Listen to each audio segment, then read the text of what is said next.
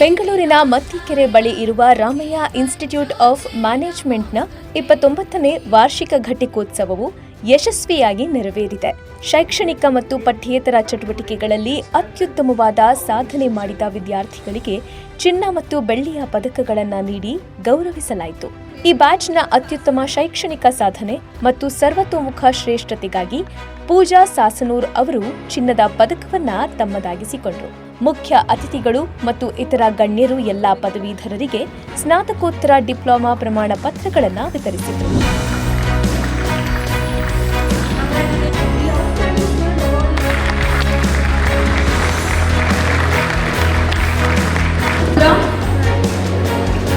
Nakul V ಉಭಯಂಕರ್,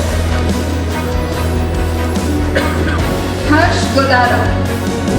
2023ರಿಂದ 2025ನೇ ಸಾಲಿನ ಪದವಿ ಬ್ಯಾಚ್ನ ಒಟ್ಟು 280 ವಿದ್ಯಾರ್ಥಿಗಳು ಈ ಘಟಿಕೋತ್ಸವದಲ್ಲಿ ಪಾಲ್ಗೊಂಡಿದ್ದರು. ಈ ಸಮಾರಂಭದ ಮುಖ್ಯ ಅತಿಥಿಗಳಾಗಿ ಮಿಟ್ಟಿ ಕೆಫೆಯ ಸಂಸ್ಥಾಪಕಿ ಮತ್ತು ಸಿಇಒ ಆದ ಅಲೀನಾ ಆಲಂ ಅವರು ಪಾಲ್ಗೊಂಡಿದ್ದರು.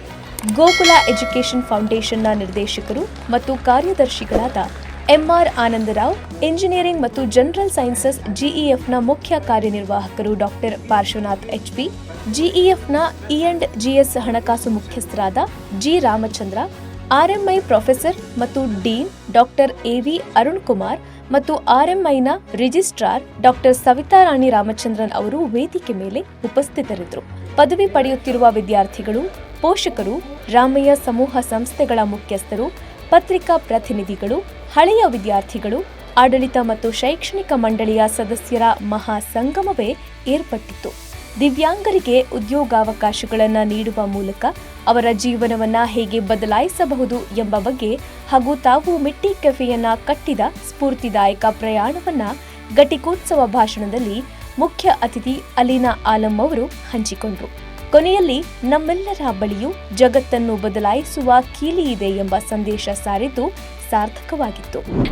It was heartening to see the students receive their much awaited certificates that they have completed this journey. But while this one journey is complete, another very, very important journey is yet to begin, where they will be our change makers, bringing about a difference in the country for the most vulnerable factions of the society, and for which I am both confident and very excited.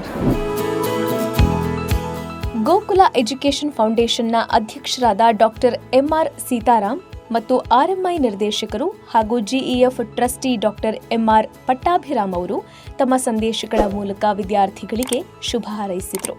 ಮೌಲ್ಯಾಧಾರಿತ ಶಿಕ್ಷಣ ಮತ್ತು ನಿರಂತರ ಪ್ರಗತಿಯ ಮೂಲಕ ರಾಮಯ್ಯ ಸಮೂಹ ಪರಂಪರೆಯನ್ನ ಮುಂದುವರಿಸಬೇಕು ಎಂದು ಅವರು ತಿಳಿಸಿದರು. ಇದೇ ವೇಳೆ ಆರ್ಎಂಐನ ಪ್ರೊಫೆಸರ್ ಮತ್ತು ಡೀನ್ ಡಾಕ್ಟರ್ ಎವಿ ಅರುಣ್ ಕುಮಾರ್ ಅವರು ವಿದ್ಯಾರ್ಥಿಗಳಿಗೆ ಸಲಹೆ ನೀಡಿದರು. At Ramaya Institute of Management, which is a constituent of Gokula Education Foundation, our objective has been to impart quality higher education to our postgraduates. Today is a very, very major milestone. A lot of our students have come out with the flying colors. A lot of them have set up enterprises. A lot of them have taken up jobs. So we are extremely glad to note that we are able to conclude this convocation in a very, very glittering fashion. ಒಟ್ನಲ್ಲಿ Ramaiah institute of ಮ್ಯಾನೇಜ್ಮೆಂಟ್ನ 29ನೇ ವಾರ್ಷಿಕ ಘಟಿಕೋತ್ಸವ ಹೊಸದೊಂದು ಮೈಲಿಗಲ್ಲಿಗೆ ಸಾಕ್ಷಿಯಾಯಿತು.